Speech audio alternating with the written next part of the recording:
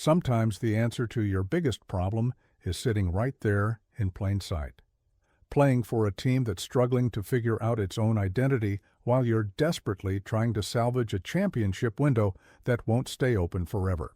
Welcome back to Lakers News Fan Report, the only place where you're getting the unfiltered truth, the inside analysis, and the strategic breakdowns about our Los Angeles Lakers that you won't find anywhere else.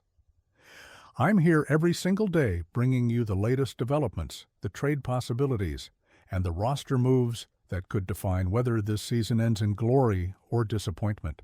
Make sure you hit that subscribe button right now and turn on all notifications, because what I'm about to break down today could completely transform how you see our path to contention for the rest of this season and beyond. Let me set the stage for you, and I need you to really understand where we are as a franchise at this exact moment in time. The Lakers are sitting with a record that's respectable, but not dominant. We're in the middle of the Western Conference playoff picture, fighting for positioning, and most critically, we're watching LeBron James and Anthony Davis perform at incredibly high levels, while knowing that this window of opportunity is finite and precious.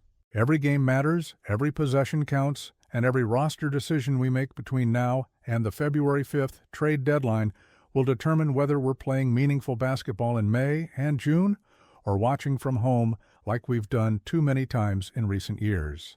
The front office knows this, the coaching staff understands the urgency, and fans like you and me feel it in our bones every time we watch this team take the court. Now, here's where it gets interesting, and I promise you'll want to stick with me through this entire breakdown because the implications are massive for our championship aspirations. Rob Pelinka and the Lakers decision-makers have been actively searching for solutions to our most glaring weakness all season long. We've watched opposing teams attack us on the perimeter. We've seen elite wings go off for career nights against our defense, and we've recognized that no matter how brilliant LeBron and AD are offensively, we can't win a championship if we can't consistently stop the other team's best perimeter players. This isn't speculation or hot take commentary. This is observable reality based on months of game film and statistical evidence that shows exactly where we're vulnerable when playoff intensity ramps up and schemes get more sophisticated. The Lakers have been connected to various wing players throughout the season, exploring options that could plug this defensive hole without completely mortgaging our future or destroying the chemistry that this team has built. We heard whispers about potential moves involving players from multiple teams, conversations about veterans who might become available, and speculation about which organizations might be willing to deal with us, considering our limited trade assets and salary cap constraints. Some of these discussions led nowhere, some remain ongoing, and some revealed organizational philosophies from other teams that made deals virtually impossible to consummate. But there's one name, one player, one potential acquisition that makes so much sense from both a basketball fit perspective and a championship timeline standpoint that I've been watching this situation obsessively waiting for any development. The New Orleans Pelicans have been one of the most confusing teams in the entire NBA this season. They started with legitimate playoff aspirations, a talented young core, and expectations that they could compete in the brutally competitive Western Conference. Instead, they've dealt with devastating injuries to key players, inconsistent performances from guys who should be stepping up, and a general sense that their season is slipping away despite having genuine talent on the roster. Zion Williamson's health continues to be an ongoing concern that affects everything they try to accomplish. Brandon Ingram's future with the franchise remains uncertain as contract extension talks have stalled. C.J. McCollum is getting older, and the timeline doesn't align perfectly with their younger players. This is a franchise at a crossroads, trying to figure out whether to push forward with this core or make difficult decisions about reshaping the roster for a different competitive window. In the middle of all this organizational uncertainty sits one of the absolute best perimeter defenders in the entire NBA, a player who embodies everything the Lakers need defensively, someone who could seamlessly fit into our system and immediately upgrade our ability to compete against the Western Conference elite. I'm talking about a wing who has consistently demonstrated the ability to guard positions 1 through 4, who takes pride in shutting down opposing stars, who doesn't need the ball to impact winning, and who plays with the kind of intensity and intelligence that championship teams require from their role players. This player has all defensive team credentials, has proven himself in playoff atmospheres, and represents exactly the type of acquisition that transforms good teams into legitimate title contenders when you pair him with established superstars like LeBron and A.D. Herb Jones of the New Orleans Pelicans, is the name that should be dominating Lakers trade discussions right now. Jones represents the perfect blend of elite defense, low-maintenance offensive requirements, positional versatility, and team-friendly contract that checks every single box for what we need. At 26 years old, he's in his prime defensive years.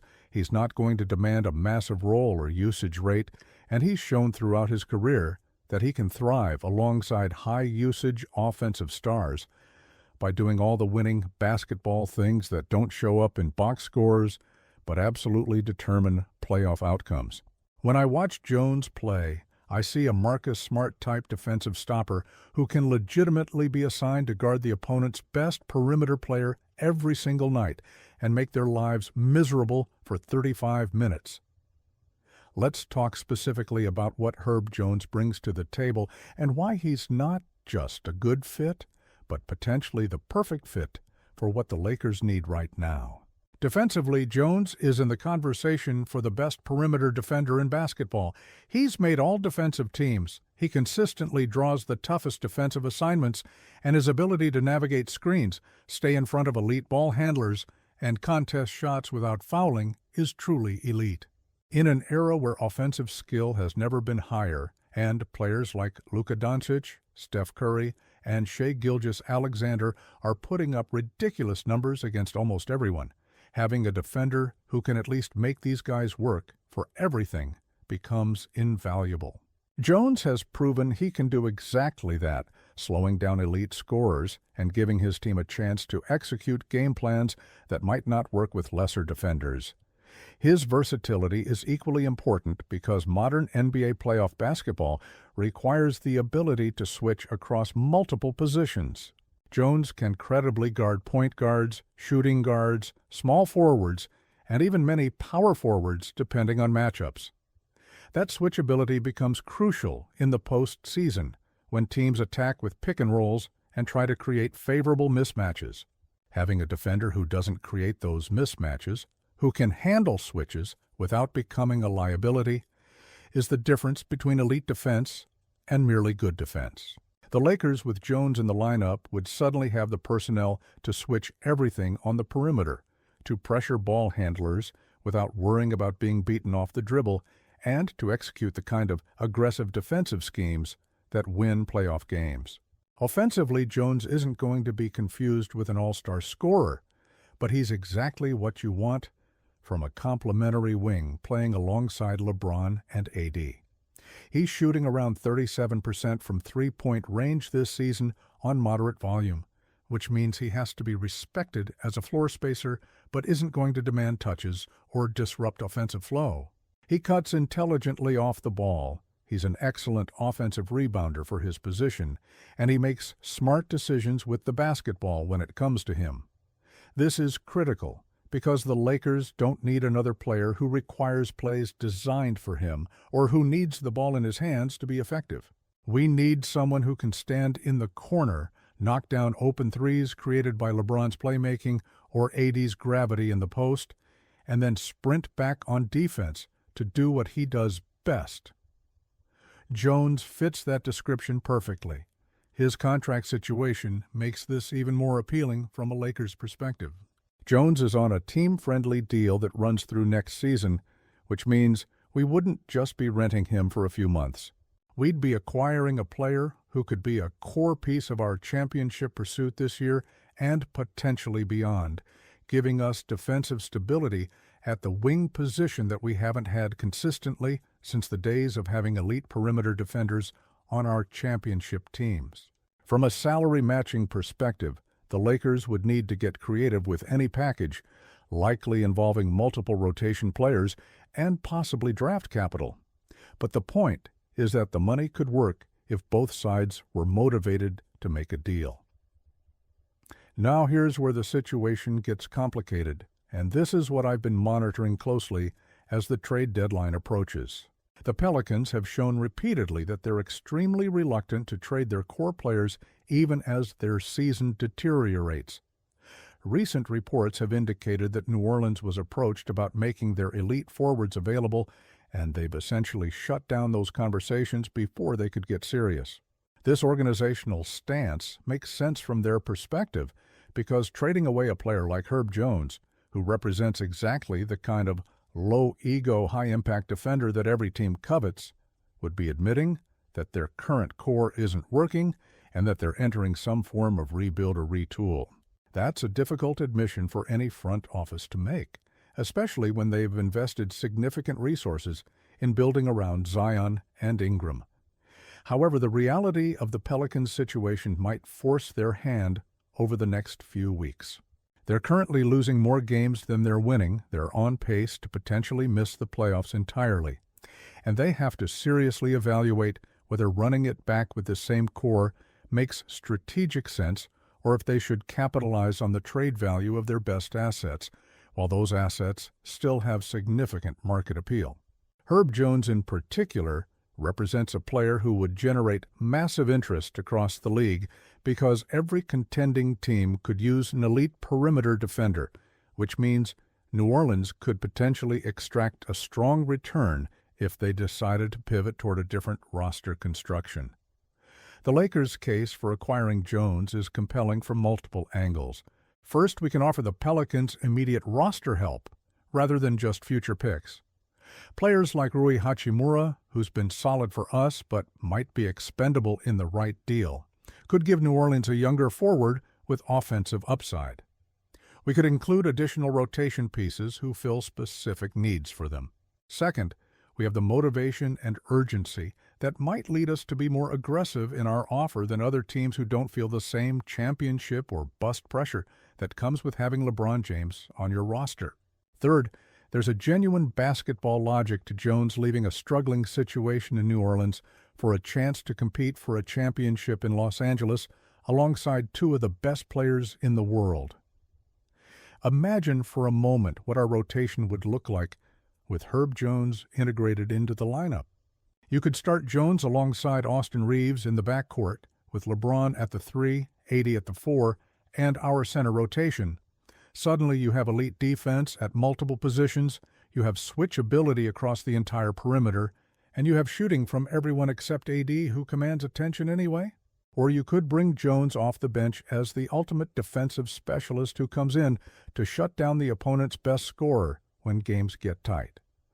The flexibility he provides from a scheme and rotation perspective is exactly what great coaches like Darvin Ham need to maximize this roster's potential. Against smaller, more perimeter-oriented teams, Jones could play major minutes guarding their primary threat. Against bigger, more interior-focused teams, he could handle their best wing while we adjust other matchups accordingly. The defensive transformation would be immediate and dramatic. Right now, the Lakers struggle when elite perimeter players get hot because we simply don't have enough high-level perimeter defenders to throw different looks at them throughout a game. Adding Jones means we suddenly have someone who can legitimately make life difficult for guys like Kawhi Leonard, Paul George, Devin Booker, and other Western Conference stars we'd see in the playoffs. It means we can execute defensive schemes that require trusting your perimeter defenders to stay in front of their man without constant help. It means our help defenders, particularly AD, can focus more on protecting the rim and less on recovering after perimeter breakdowns. All of these improvements compound on each other, turning us from a merely decent defensive team into a potentially elite one that can slow down any style of play. The timeline pressure cannot be overstated here. LeBron James is 40 years old and performing like he's in his early 30s, which is genuinely remarkable. But we cannot take this for granted or assume we have endless years to figure things out. Anthony Davis, when healthy, is playing like a top 5 player in the NBA, but his injury history means every season is precious and potentially limited. This is our window. This is our chance. This is the moment when being conservative with assets or waiting for the perfect deal could mean the difference between winning Banner 18 and looking back with regret about opportunities we didn't seize. Rob Pelinka has shown he's willing to be aggressive when championship opportunities present themselves, and this situation demands that same aggressive mentality. The February 5th trade deadline is approaching quickly, and the next few weeks will determine whether the Lakers, as currently constructed, are good enough to win a championship or if we need to make a move that elevates our ceiling significantly. Based on everything I've analyzed, everything I've watched, and everything I know about what wins in the NBA playoffs, Herb Jones represents the single best realistic acquisition target available to us. He solves our biggest weakness. He fits perfectly with our timeline. He doesn't require any adjustment period or offensive system changes, and he's exactly the kind of player whose value multiplies exponentially in playoff basketball when possessions are at a premium, and every defensive stop becomes critical. Now I'm going to ask you directly, and I really want to know what Lakers Nation thinks about this possibility. Should Rob Pelinka go all in on acquiring Herb Jones from the Pelicans? What would you be willing to give up to make this trade happen? Do you think Jones is the missing piece that turns us from pretender to contender? Or do you have concerns about what we'd have to surrender to get him? Drop your thoughts in the comments below because I read every single one, and your perspectives help shape how we analyze these situations going forward. This is your community, your channel, and I want to hear directly from the most passionate fan base in basketball about how we should approach this critical trade deadline. Looking at this situation from every possible angle, I see a pathway to the Lakers making a legitimate championship run if we can add the defensive firepower that Herb Jones represents. The fit is perfect, the timing is urgent, and the basketball logic is undeniable. New Orleans might be reluctant now, but circumstances change quickly as deadlines approach and teams evaluate their realistic options for the future. The Lakers need to be aggressive, need to make their best offer, and need to convince the Pelicans that trading Jones to a contender while getting valuable assets in return makes more sense than holding onto a player while their season crumbles around them. This is the move that could define our season and potentially our entire championship window with this core. I'm optimistic it can happen. I'm excited about what it would mean for our team, and I'm eagerly monitoring every development as we get closer to deadline day. Before you go anywhere, make sure you're subscribed to Lakers News Fan Report and you've got that notification bell activated for all alerts. I'm posting daily content breaking down every trade possibility, every game analysis, and every strategic decision that impacts our Lakers. Hit that like button if you found this breakdown valuable. Share this video with every Lakers fan you know who needs to understand what's at stake with the Herb Jones situation, and drop your comments below with your thoughts on whether we should pursue this trade aggressively. This is where championship decisions get made. This is where true Lakers fans stay ahead of the story. And I'll be here every single day, making sure you have the information and analysis you need. Let's bring Banner 18 home to Los Angeles. Stay locked in.